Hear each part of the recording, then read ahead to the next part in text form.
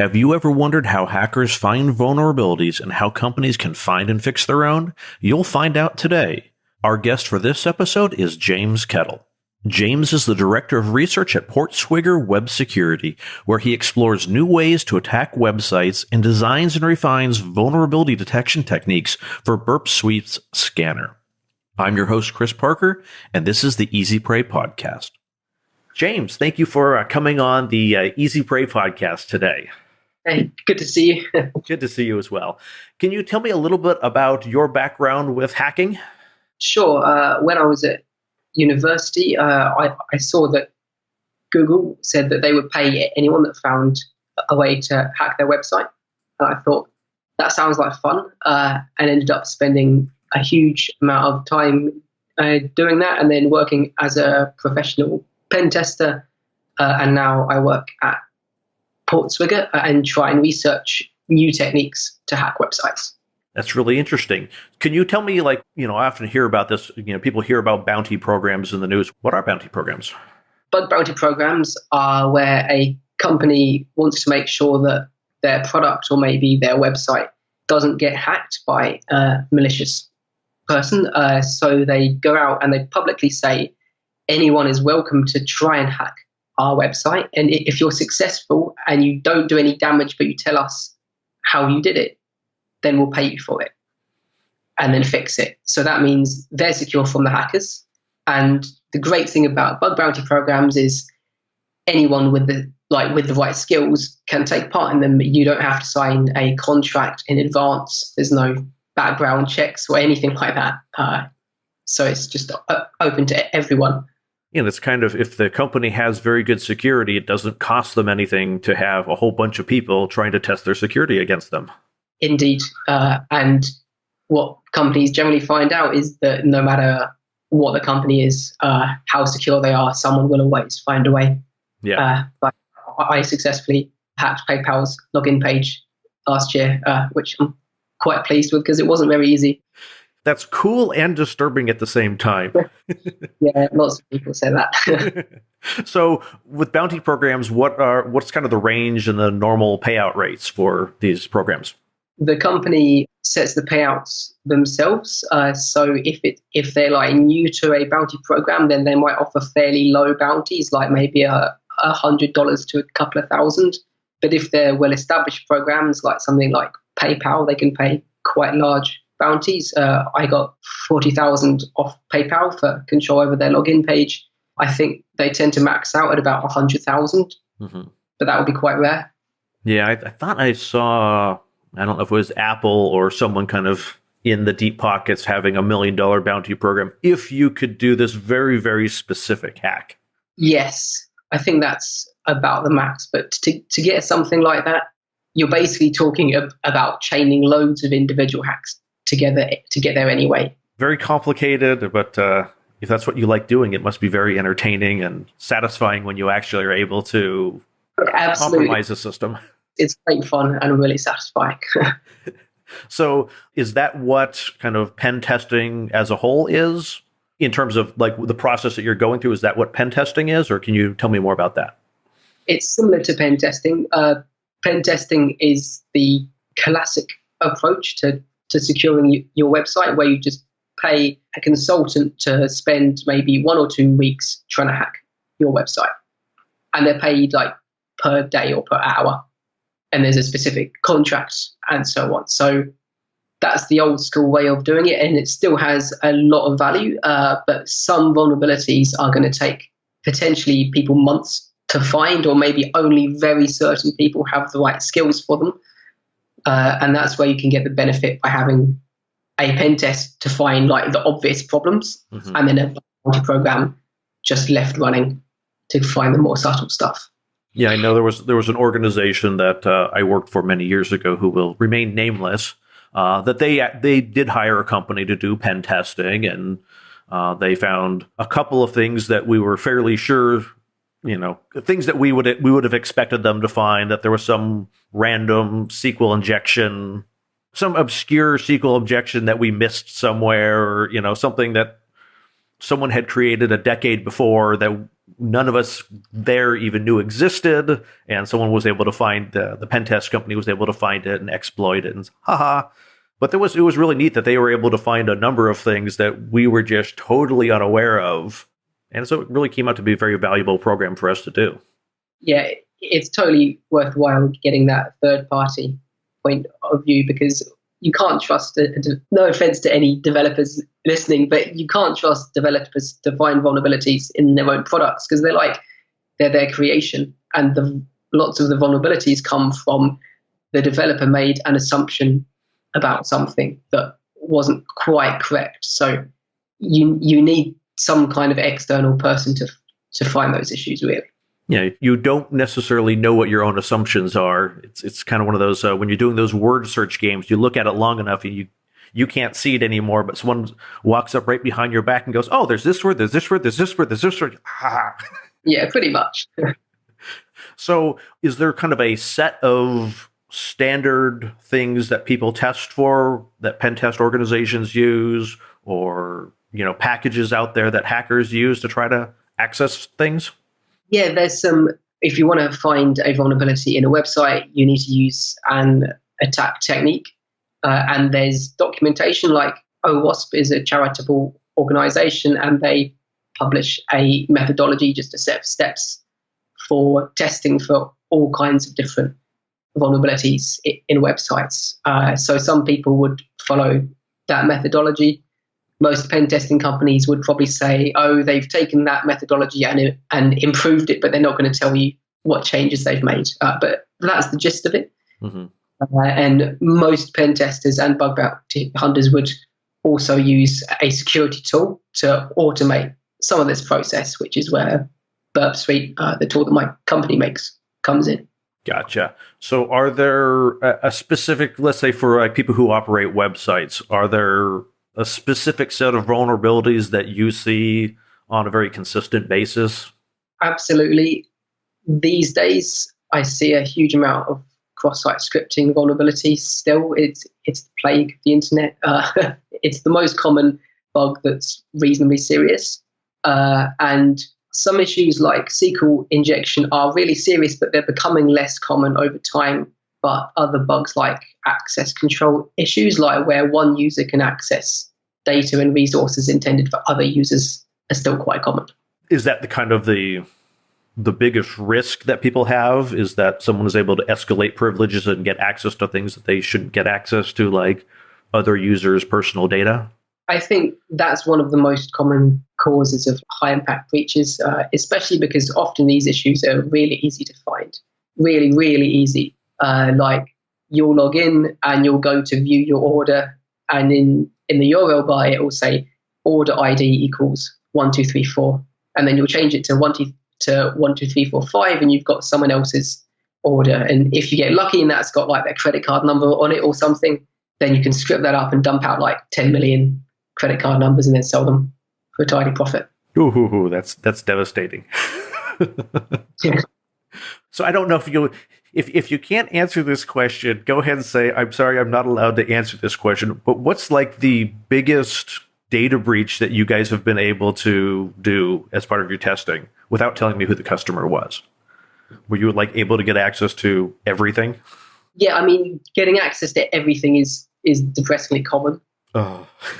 The ones that stick in your mind are ones where things like you can get access to everything really easily.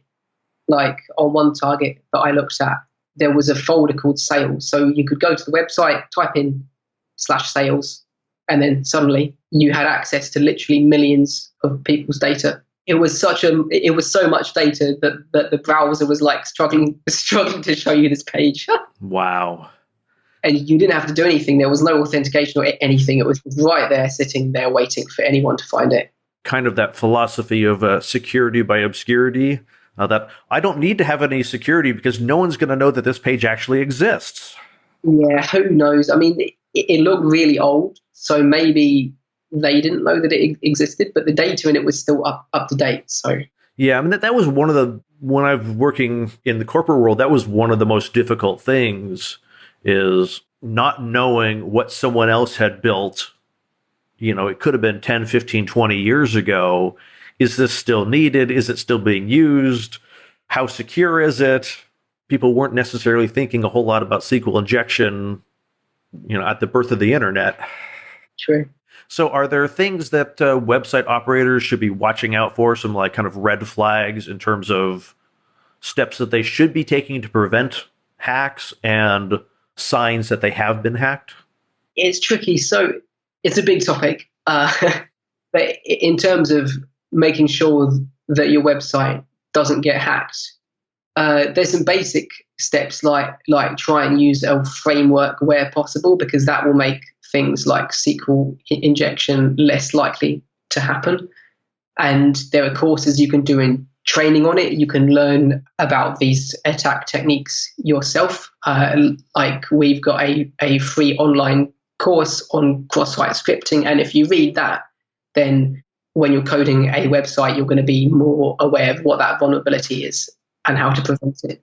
But the standard approach is just after you've made the website, get someone else to have a look at it and see what they can do. Gotcha. And for the millions and millions of people out there who create websites who know nothing about coding and use a, off-the-shelf content management system, CMS, like WordPress, Joomla. Yeah, okay. With something like WordPress, you've got to keep it up to date, install as few plugins as possible, because every plugin multiplies the chance that you're going to get hacked. Make sure the plugins are up to date and choose a good password, obviously. Yeah. That's one of those key things is choose a very strong, unique password that you don't use anywhere. And I don't know, does WordPress support two-factor authentication or multi-factor authentication? I'm not sure, to be honest. I was just trying to think of I don't know that I don't think that's an out-of-the-box availability. Yeah, and you have to be careful with adding on security plugins, because they often make your security better in some ways, but worse in other ways. Like I saw a WordPress one a while ago that limited brute force login attempts, but it was vulnerable to SQL injection. So it made your website much easier to hack if you install it. Yeah, it's a matter of, do I really need this plugin? Do I really need this feature? Kind of run with the minimum set that you need to achieve your goals. Yeah, it's the same with browser add-ons too. The core browser code is being made by Google. It's been tested extensively. It's pretty hard to hack. But then the plugins are made by random third parties. There's not going to be so much assurance that they're actually secure. Yeah, I know back in the early days of browser plugins, that was one of the very common things that would happen is you would install a semi-legitimate application, and as part of that install process, it would add a browser plugin to Internet Explorer that would now change your homepage and change your search engine and display ads on your computer all over the place. Yeah. A pretty crazy time, and to think that it's gotten better, but you still see reports of this extension just got yanked out of the Chrome store because it was insecure or because they were collecting way more data than they should have been. Yeah, that's still depressingly common, and it seems a common thing I've seen with extensions is you'll have a legitimate extension with a load of users, and then the developer of the extension will get tired of developing it and then sell it to a third party, and then the third party will just fill it with malware. And it's like, how do you protect yourself against that kind of threat? Well, you just got to use as few extensions as possible. That's the only way. Yeah, and that's one of those difficult things as a user to not the concept to use as few as extensions as possible, but to keep up on, well, has this person sold their extension? Is this product still under development? Just because you initially were using a WordPress plugin and it was getting updated every couple of weeks, every month, or with every WordPress update, it was getting an update. Most people are not going to be watching that to see if the developer has abandoned it or not. No, indeed. You're almost better off not self-hosting your own WordPress system, but using a reliable host who's just going to take care of that side of things for you. In terms But of, it's fun you find it, right? If you enjoy it, then more power to you. You will learn some useful skills. yeah, but user beware, I suppose, in that case. Yeah. So let's switch hands and or change directions here a little bit. Are there things that individuals should be watching out for in terms of being a target for hacking that make them particularly vulnerable? I mean, obviously, weak passwords. Yeah, that's the killer. Most people are not being personally targeted by hackers. So the threats that most people need to watch out for are things that can be automated at scale. So, for example, if I find SQL injection in a website, then often I'll get all of the passwords, maybe 100,000 or whatever. It depends on how many users that website has. And I get all the email addresses too. I can try using that email address and password combo on lots of other websites, like on their email account and on PayPal and so on. So that's not a personally targeted attack. And that's why if you're using the same password on multiple websites, you're going to get hacked sooner or later. Yeah. Have you seen, I assume you have Troy Hunt's Have I Been Pwned? Yeah, Yeah. exactly. It's inevitable.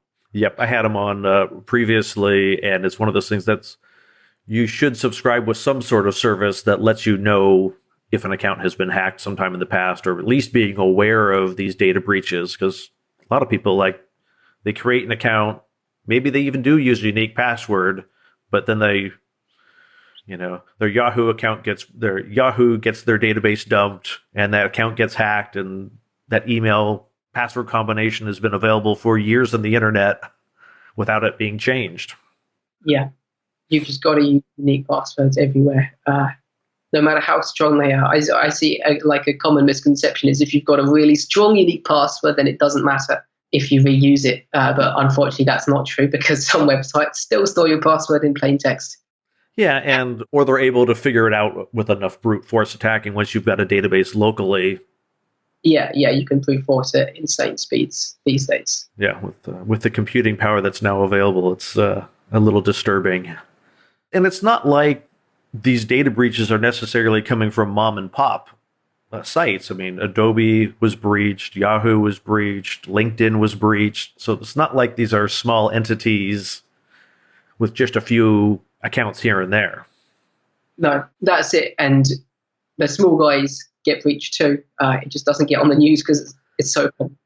It may be even harder to identify where that data breach came from. If there's a small set of records, it could be nearly impossible to track it down to a particular source.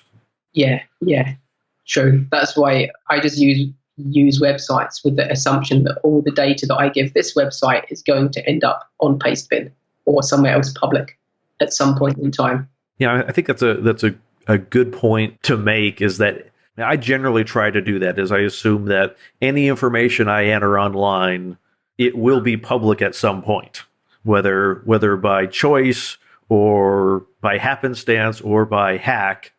If I'm providing information, it's going to get out there.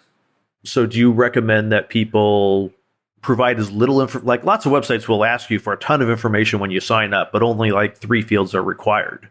Yeah, absolutely. I would provide the minimum information. I generally also, security questions, some websites, like some banks and stuff, will treat stuff like your date of birth as a piece of authentication or your postcode. So I like to lie about all of those as much as possible. It must be hard keeping up with all the lies. Yeah. I have like a specific fake birthday, Yeah, easier to remember. I know I know a number of people who use when they use password managers for the security questions, they don't actually answer the security question. It's some random generated string of characters from a password manager. On some websites, you can put cross-site scripting payloads in your security questions. So if someone else tries to do the reset on your account, then you can hack them. That's pretty clever. Yeah, probably not very legal. I'm not recommending that you try this out. Yeah, and if someone sees you trying to do that, they will probably treat you like a hacker, even though you're just trying to protect yourself. Yeah. Oh, that's pretty funny. So, is there a good story that you have of either some hacking that you have done legally, or some situations that you've heard of something that you've kind of been brought in to deal with in some sense?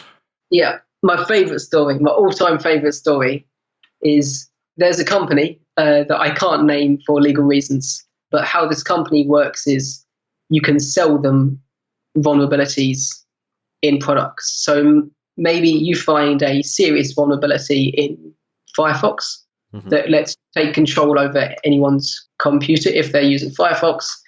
Then you can go to this company, you can send them the information, and what they'll do is they'll make a bid for the information. They'll say, this looks like a good bug, this is worth $50,000 to us.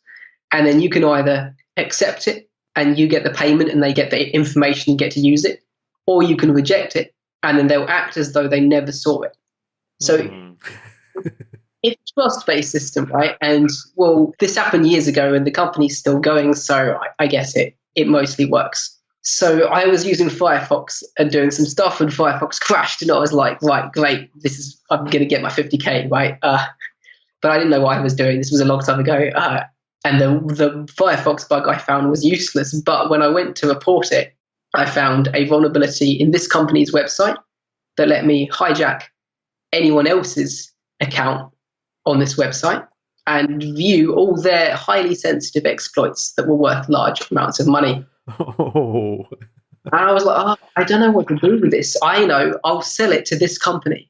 So I submitted the vulnerability in their own website, really scared that I was going to get arrested at any minute. And they made a bid for it and then bought it off me.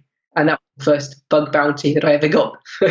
That's really clever. You got a bug bounty off of Bug Bounty's own website. Yeah. For themselves. For their own website, yeah. Oh, that's almost just too classic. And I've kind of wondered that, like, does an entity creating a bug bounty program almost draw unwanted attention in some sense? They definitely draw, let's call it like fire, let's say.